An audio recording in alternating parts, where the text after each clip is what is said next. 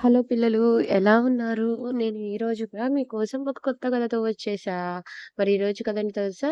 అనగనగా ఒక అడవిలో ఒక సింహం ఉండేది. ఆ సింహం ఒకరోజు ఏం చేసిందంటే, జంతువులను వేటాడి, తిని వచ్చి చెట్టు కింద హాయిగా పడుకొని నిద్రపోతుంది. నిద్రపోతూ ఉంటే, అటుగా ఎళ్ళే ఒక ఎలుక ఆడుకుంటూ ఆ సింహం మీదకెక్కేసేసి ఆడుకుంటుంది. సింహానికి నిద్ర మెలుకువ వచ్చింది. వస్తే ఇంకేముంది, సింహం కదా! దానికి కోపమొచ్చేసేసి ఆ సింహము ఎలుకని తన కాళ్ళతో గట్టిగా పట్టేసుకుంది. పట్టేసుకునేసరికి ఎలుక దానికి భయమేసేసి ప్లీజ్ నన్ను వదిలిపెట్టు అని చెప్పి బతిమిలాడింది. నీకెప్పుడైనా కావాల్సొస్తే నేను హెల్ప్ చేస్తాను అని చెప్పి చెప్పింది.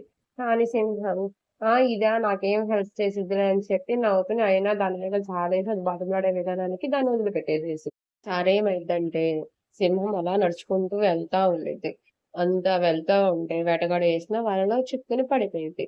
అప్పుడే అటుగా వెళ్తున్న ఆ ఎలుక చూసి, ఆ వలను మొత్తం కట్ చేసి వేటగాడొచ్చే లోపల దాన్ని కాపాడిద్ది. అలా ఆ 2 ఫ్రెండ్స్ అయిపోయినియి.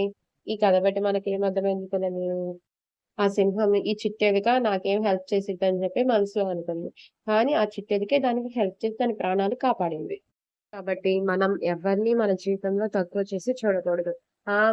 వాళ్ళతో మనకేం పనుండిద్దిలే, వాళ్ళు మన ముందెంత, వాళ్ళతో మనకేం ఉపయోగం ఉండిద్ది అని చెప్పి ఎవరిని తక్కువగా చేసి చూడకూడదు. ఇదే పిల్లలు ఈరోజు కథ. కథ నచ్చిందా మరి? నచ్చితే లైక్ చేయండి. ఇటువంటి మరిన్ని ఇంట్రెస్టింగ్ స్టోరీ కోసం మన ఛానెల్‌ని సబ్స్క్రైబ్ చేసుకోండి.